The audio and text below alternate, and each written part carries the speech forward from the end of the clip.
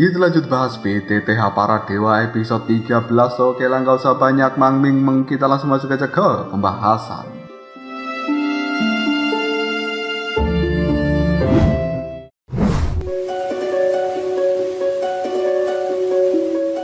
Xiaoyan telah memegang pedang besarnya dan kemudian kekuatan api yang luar biasa menyebar dari dalam pedang itu. Lalu Xiaoyan pun berteriak, "Teknik pedang ganas, peledak api!" Tiba-tiba saja pancaran api yang luar biasa dikeluarkan dari dalam pedang besarnya itu, dan hal ini menimbulkan fluktuasi energi yang luar biasa. Bahkan orang-orang dari sekte iblis Yi, mereka semuanya mengambil langkah untuk mundur karena takut terkena imbas dari serangan pedang milik Xiaoyan itu. Di sisi lain, Xiaoyong juga telah menggunakan kekuatan tombak emasnya dengan cara yang luar biasa. Dia juga telah mengirimkan serangan yang berwarna emas ke arah dari Xiaoyan. Pada akhirnya, kedua serangan dari mereka berbenturan di udara yang kemudian menimbulkan ledakan yang sangat menakutkan di dalam hutan ini. Fluktuasi energi juga menyebarkan cara yang tidak biasa. Semua orang hanya bisa mengambil langkah mundur dan kemudian mereka menutupi wajahnya serta tubuh mengeluarkan energi pelindung karena ditakutkan akan terkena hembusan energi dari dua serangan yang luar biasa itu. Seluruh hutan bergetar dengan cara yang tidak biasa dan kemudian memanfaatkan ledakan ini, Xiaoyan pun berteriak, "Long Yi, kabur!" Pada akhirnya, mendengarkan teriakan dari seorang Xiaoyan, naga emas Long Yi itu pun bergerak dengan sangat cepat. Dia menuju ke tempat dari Xiaoyan berada dan kemudian mencengkeram tubuh dari Xiaoyan, lalu membawanya pergi dari tempat ini. Xiaoyan yang berada di langit tiba-tiba saja berteriak, "Xiaoyong! Aku Xiaoyan akan mengingat balas dendam hari ini dan aku akan membalasmu 100 kali lipat di masa depan. Sementara untuk sekte iblis Yi, cepat atau lambat aku Xiaoyan akan mendatangi tempat kalian." Setelah mengatakan hal seperti ini, tubuh dari Xiaoyan pun menghilang bersama dengan Long Yi. Sementara Xiaoyong ketika menyaksikan hal seperti itu, dia mulai berteriak, "Semuanya kejar dia, cepat!" Mendengarkan teriakan dari seorang Xiaoyong, orang-orang dari sekte iblis Yi, mereka bergerak untuk melakukan pengejaran kepada Xiaoyan dan juga Long Yi tersebut. Xiaoyan pun memasuki bagian terdalam dari pegunungan Tianmo dan kemudian dia masih bersama dengan Long Yi melewati hutan-hutan yang sangat lebat sampai malam hari pun tiba. Namun ternyata Xiaoyan masih belum aman untuk saat ini. Dia telah menggunakan kekuatan jiwanya untuk melihat ke arah belakang dan ternyata orang-orang dari sekte iblis Yi masih belum menyerah untuk mengejar Xiaoyan bersama dengan Long Yi hingga detik ini. Sementara untuk Xiaoyong sendiri, dia sudah terluka akibat pertempurannya dengan Xiaoyan, jadi orang itu tidak ikut melakukan pengejaran. Kondisi dari Long Yi sendiri juga tidak baik-baik saja. Jika pengejaran ini terus berlanjut, maka Long Yi tidak akan bisa menghindari mereka kembali. Xiaoyan yang mengetahui bahwa situasinya cukup berbahaya, dia pun mencari cara supaya bisa melepaskan diri dari pengejaran itu. Dan ketika Xiaoyan mengalami sebuah kebuntuan, tiba-tiba saja dari dalam cincin penyimpanan miliknya terdengar suara dari seorang Zanlao. "Xiaoyan, meskipun bahan obat terakhir, yaitu buah transformasi iblis belum ditemukan, jika kau terus menghindari pengejaran, maka hal itu tidak akan bisa bertahan lama dan kalian berdua akan tertangkap. Untuk saat ini, yang paling tepat adalah menuju makam iblis lebih awal." Xiaoyan, raut wajahnya berubah dalam seketika dan kemudian dia mengatakan, "Tapi Zanlao." Tiba-tiba saja Zanlao keluar dari dalam cincin penyimpanan dan dia mengatakan, "Sudahlah, tidak ada pilihan lain. Jika bukan karena peraturan di dalam pagoda emas itu, aku pasti sudah lama keluar untuk mengejar orang-orang yang melakukan pengejaran terhadap dirimu. Tapi saat ini, aku tidak bisa melakukan hal itu. Long Yi, berhenti!" Mendengarkan kata-kata dari Zanlao, tiba-tiba saja Long Yi berhenti dalam seketika. Detik berikutnya dari dalam tubuh Zanlao mengeluarkan kekuatan berwarna keemasan, lalu menyebar dalam seketika menyelimuti tempat berhentinya Long Yi dan juga Xiaoyan. Sementara orang-orang dari sekte iblis Yi sudah semakin dekat, namun ketika mereka akan menuju ke tempat dari Xiaoyan, tiba-tiba tubuh mereka seperti menabrak penghalang energi yang tidak terlihat dan sampai membuatnya terpental. Xiaoyan cukup terkejut ketika menyaksikan adegan seperti ini. Sementara Zanlao hanya tersenyum pada Xiaoyan. Detik berikutnya Zanlao segera mengatakan, Xiaoyan, mari kita buka jalan menuju makam wilayah iblis. Zanlao pun membentuk sebuah segel tertentu dan kemudian sebuah kekuatan emas dikeluarkan dari dalam tubuhnya. Lalu Zanlao mengarahkan kekuatan emas itu ke bawah tanah dari hutan tempat Xiaoyan dan juga Long Yi berhenti. Tiba-tiba saja seluruh pegunungan Tianmo bergetar dengan cara yang tidak biasa. Bahkan para binatang iblis yang berada di dalam hutan pegunungan ini, mereka semuanya kabur karena ketakutan. Raut wajah dari orang-orang sekte iblis ini menjadi cukup jelek karena mereka tidak tahu apa yang sebenarnya yang telah terjadi. Fluktuasi energi yang luar biasa ini telah muncul dari bawah tanah tempat Xiaoyan dan juga Long Yi berada. Dan detik berikutnya, tanah yang berada di dalam tempat ini tiba-tiba saja terbuka. Gerbang batu yang cukup besar ini telah langsung muncul dari bawah tanah itu dan memiliki simbol-simbol aneh yang terpancar di dalamnya.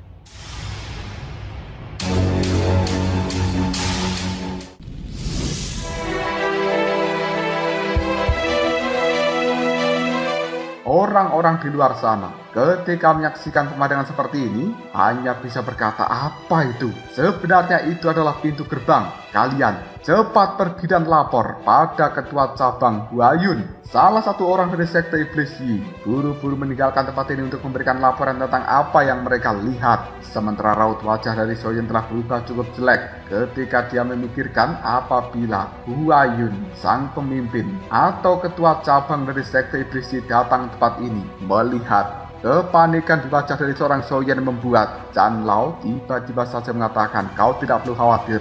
Bahkan jika leluhur klan Xiaomu datang ke tempat ini, dia tidak akan bisa menembus penghalang Douki yang telah kubuat. Xiaoyan, bersiaplah untuk masuk ke dalam pintu gerbang ini dan neruntuhan dari makam iblis akan sangat bermanfaat bagi dirimu. Ingatlah, aku hanya bisa bertindak ketika kau mengalami bahaya yang mengancam nyawa. Maka dari itu sisanya kau harus berhati-hati. Mendengarkan ucapan dari seorang Zanlao membuat Xiaoyan hanya bisa menganggukkan kepalanya. Dan detik berikutnya Zanlao pun membentuk segel kembali. Sebuah fluktuasi energi dia masukkan ke dalam pintu gerbang batu yang sangat besar. Dan sekitar beberapa menit kemudian, berbagai simbol yang berada di pintu gerbang batu itu mulai berputar secara perlahan. Lalu membuat gerbang makam iblis ini bergetar. Dan tiba-tiba saja pintunya mulai terbuka. Fluktuasi dari energi kuno yang luar biasa langsung menyebar dari dalam sana, bahkan sampai menghempas ke raut wajah dari seorang Xiaoyan. Merasakan hal seperti ini, Xiaoyan hanya bisa menyipitkan matanya. Dia benar-benar penasaran apa sebenarnya yang berada di dalam makam iblis ini. Detik berikutnya Zanlao melihat pada Long Yi dan dia mengatakan, Long Yi, kau harus segera kembali masuk ke dalam pagoda emas untuk menyembuhkan dirimu. Mendengarkan ucapan dari seorang Zanlao membuat Long Yi kembali berubah menjadi bocah kecil bermata emas dan dia melesat masuk ke dalam cincin penyimpanan milik Xiaoyan. Zanlao melihat pada Xiaoyan sambil berkata, ayo kita harus segera masuk ke dalam pintu gerbang dari makam iblis ini. Tanpa menunda-nunda waktu lagi,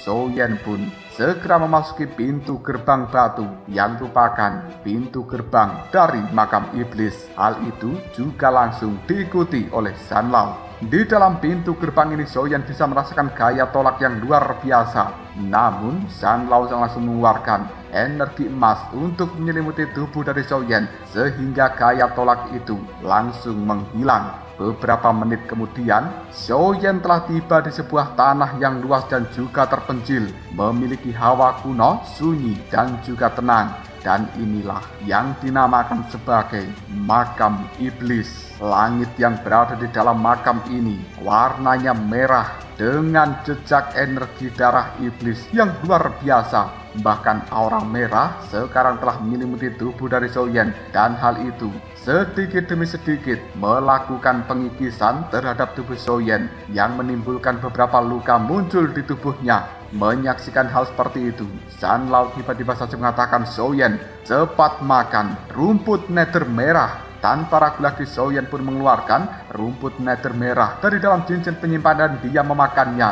Hanya dalam kurun waktu yang tidak lama, sebuah fluktuasi energi menyelimuti tubuh dari Xiaoyan sehingga korosi dari energi darah iblis di dalam tempat ini menghilang sepenuhnya. Zanlao kemudian berkata, energi darah iblis ini memang ada di setiap makam kuno seperti ras iblis ini dengan kepadatan yang luar biasa. Jika itu diserap, pasti akan bisa memberikan peningkatan yang tidak terduga pada dirimu. Xiaoyan pun cukup kaget. Apa? Menyerap energi darah iblis? Zanlao, bagaimana mungkin aku bisa melakukan hal seperti itu? Jika aku menyerapnya, mungkin hal ini akan menghancurkan meridianku dan bahkan melukai seluruh anggota tubuhku saat ini. Mendengarkan kata-kata dari seorang Xiaoyan membuat Zanlao tertawa.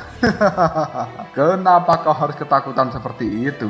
Lihatlah, secercah energi darah iblis ini adalah kekuatan yang bagus untuk dirimu, dan salah satu tujuan kita ke dalam makam iblis adalah untuk mendapatkan energi darah iblis ini. Tapi untuk bisa menyerap sepenuhnya, kau masih perlu menemukan satu benda lagi supaya energi darah iblis tidak melukai tubuhmu. Xiaoyan kemudian menimpali, ternyata benda ini bisa diserap. Zanlao, katakan, benda apa yang aku butuhkan supaya bisa melakukan penyerapan pada energi darah iblis tanpa melukai organ dalam serta meridianku. Zanlao memandangi Xiaoyan dan kemudian dia tertawa sambil mengatakan, kau akan tahu ketika waktunya tiba. Xiaoyan, harus kuakui bahwa kau benar-benar orang yang cukup berani menggunakan teknik tahap Yi secara paksa, yaitu pedang ganas peledak api hanya dengan kekuatanmu yang berada di tahap menengah bintang 1 Dodi. Bakatmu ini sungguh luar biasa, dan siapa yang tahu peringkat apa di masa depan yang akan bisa kau capai. Maka dari itu, aku sebagai orang tua ini telah berkomitmen untuk menjadi pelindungmu. Sekarang pulihkan dulu kekuatan di dalam tubuhmu. Gunakan mantra api untuk menyaring energi darah iblis yang kemudian memisahkan hal itu dengan energi yang berada di dalam tempat ini, sehingga bisa kau gunakan untuk pemulihan.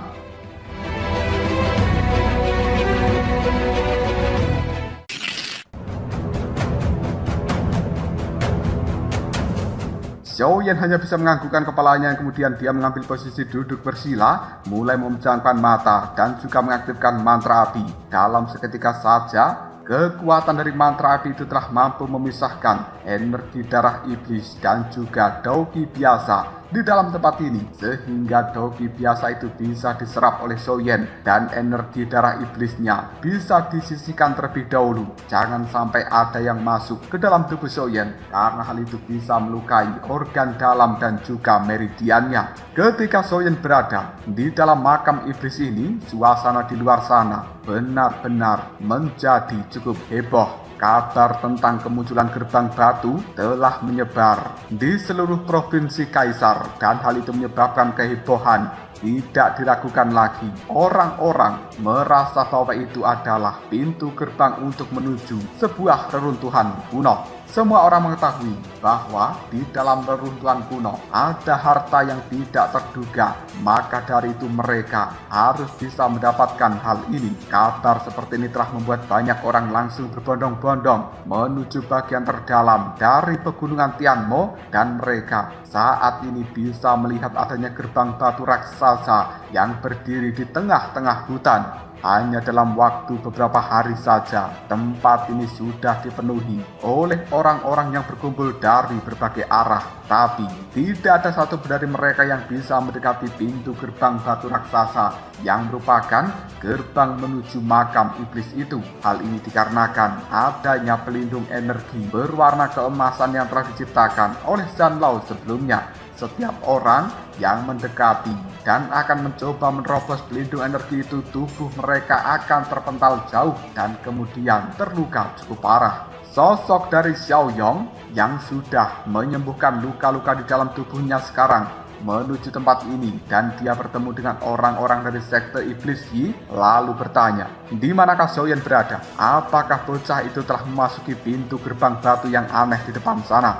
salah satu orang dari sekte iblis Yi menganggukkan kepalanya dan kemudian dia berkata, benar, Xiaoyan memang telah masuk ke dalam pintu gerbang batu. Aku melihatnya dengan mata kepalaku sendiri dan dia dibantu oleh seorang lelaki tua. Mendengarkan kata-kata seperti ini, raut wajah Xiaoyong berubah dalam seketika dan dia pun mengatakan, apa? Dibantu seorang lelaki tua? Mustahil. Aku belum pernah melihat Xiaoyan bersama dengan siapapun, apalagi lelaki tua yang memiliki kekuatan luar biasa untuk bisa menciptakan penghalang energi ini. Tapi sudahlah, bagaimana mungkin reruntuhan kuno bisa dimasuki oleh orang biasa seperti Xiaoyan? Aku rasa ketika Xiaoyan memutuskan masuk ke dalam pintu gerbang batu, dia sudah mati. Setelah energi pelindung di dalam tempat ini menghilang, kita harus masuk untuk mengumpulkan tulang dari bocah itu. Mendengarkan ucapan dari seorang Xiaoyong membuat orang-orang dari sekte iblis Yi hanya bisa menganggukkan kepalanya. Berbagai tokoh kuat kini juga telah muncul, namun sekeras apapun mereka berusaha, masih tetap tidak bisa menghancurkan pelindung energi yang dibuat oleh Shan Lao tersebut. Mereka hanya bisa menggelengkan kepalanya dan juga kembali tanpa hasil apapun. Orang-orang di tempat ini semuanya berharap ada orang kuat yang muncul dan kemudian menghancurkan pelindung energi berwarna keemasan supaya mereka semuanya bisa masuk ke dalam pintu gerbang batu di depan sana. Di saat yang sama, kegaduhan juga terjadi di dalam klan Xiao. Saat ini, di dalam aula utama dari klan Xiao, seorang pemuda yang menggunakan jubah berwarna hitam dan tidak lain dia merupakan mata-mata yang dikirimkan oleh Xiaolong. Ini telah berdiri di hadapan Xiaoli dan juga Xiaolong dengan tangan gemetaran untuk memberikan laporan dengan kemarahan. Xiaolong kemudian berkata, apa? Kau bilang Xiaoyong meninggalkan klan Xiao kita untuk melacak keberadaan dari Xiaoyan. Apa yang ingin dilakukan oleh bocah sialan itu?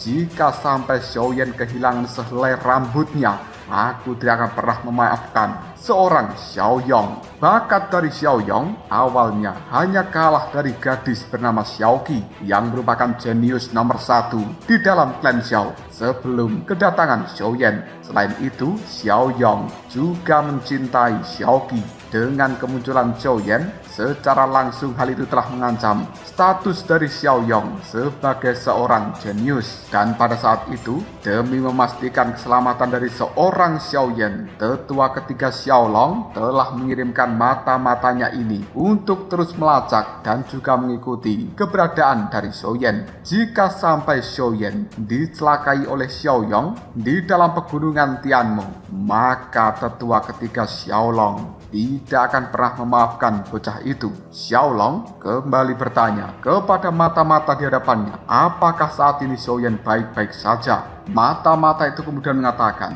kami secara diam-diam telah melindungi Xiaoyan dan pada saat itu kami telah menemukan Xiaoyong mencari Xiaoyan. Orang itu berniat untuk mencelakai Xiaoyan, tapi ketika kami hendak turun tangan, tiba-tiba saja banyak ahli hebat dari sekte iblis Yi mulai berdatangan dan muncul di sekitar Xiaoyong. Kami tidak berani bertindak dengan gegabah dan kemudian tetua ketiga Xiaolong dengan tidak sabaran dia berkata, kemudian apa?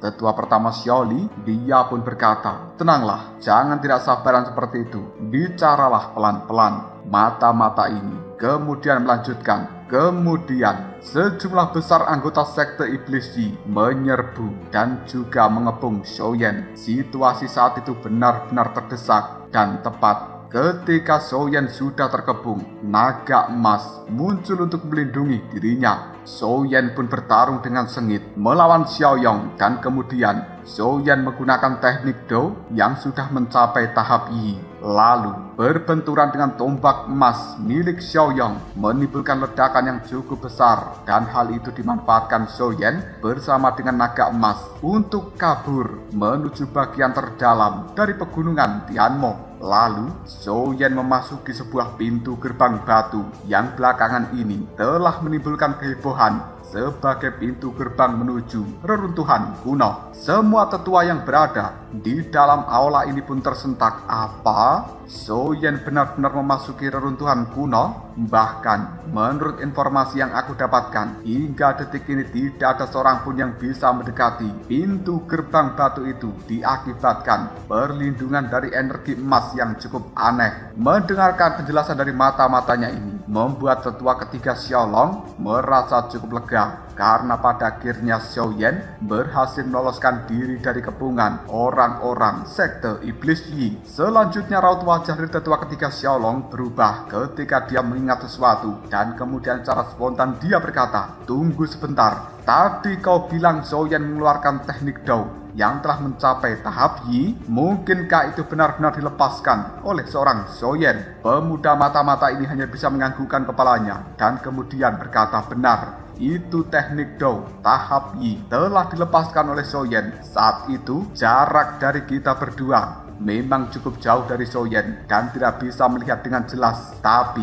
teknik yang dikeluarkan Xiaoyan mampu mengalahkan teknik Dao tombak emas Kaisar Emas yang agung dari seorang Xiaoyong." Mendengarkan kata-kata dari pemuda mata-mata ini membuat semua tetua, bahkan tetua pertama Xiaoli, cukup terkejut. Teknik Dao tombak Kaisar Emas yang agung merupakan teknik andalan yang dimiliki oleh seorang Xiaoyong. Namun Xiaoyan bisa mengalahkan teknik itu, dan mereka di dalam klan Xiao ini juga mengetahui bahwa teknik tombak Kaisar Emas yang agung hanya bisa dikalahkan menggunakan teknik Dao yang telah mencapai level tahap Yi dan tombak emas. Serta tekniknya itulah yang telah membuat Xiaoyong menempati peringkat kedua di dalam generasi muda klan Xiao ini. Tapi tidak terduga, teknik andalan dari seorang Xiaoyong mampu dikalahkan oleh seorang Xiaoyan. Dan bahkan seorang anggota generasi muda di dalam klan Xiao untuk bisa mempelajari teknik Dao tahap Yi ini, syarat pertamanya adalah mereka harus memenangkan 3 tempat teratas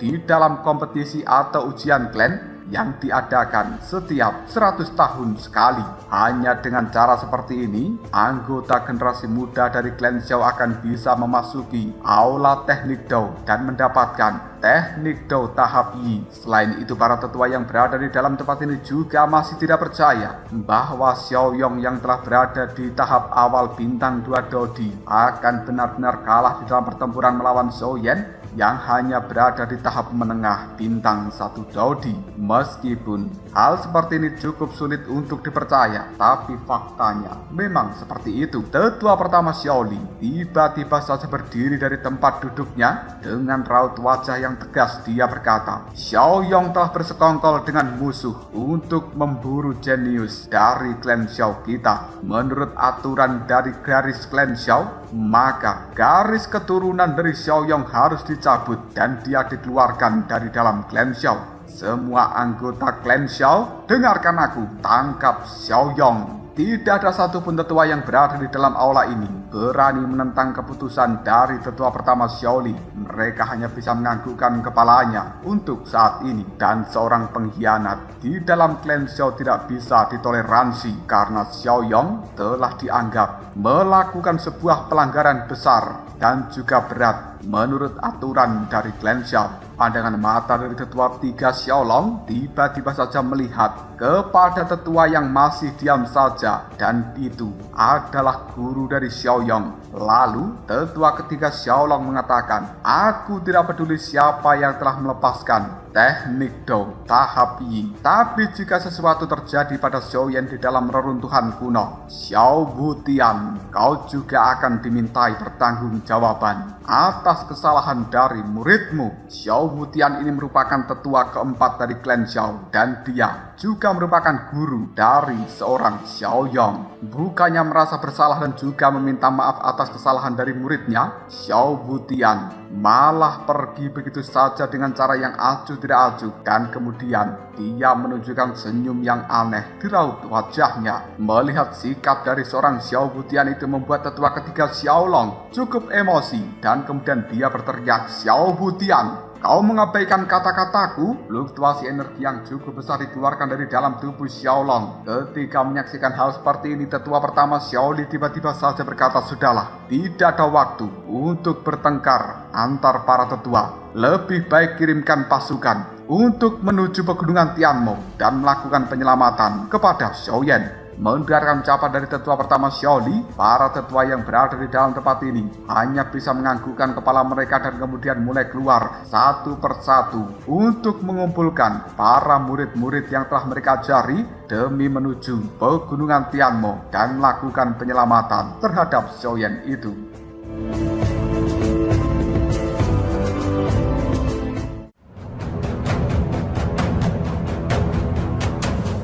Lalu apakah yang akan terjadi selanjutnya? Mungkinkah Xiaoyan akan benar-benar mampu diselamatkan oleh orang-orang dari klan Xiao ini? Jika kalian penasaran, tunggu aja jawabannya di next video. Ngobrol sob.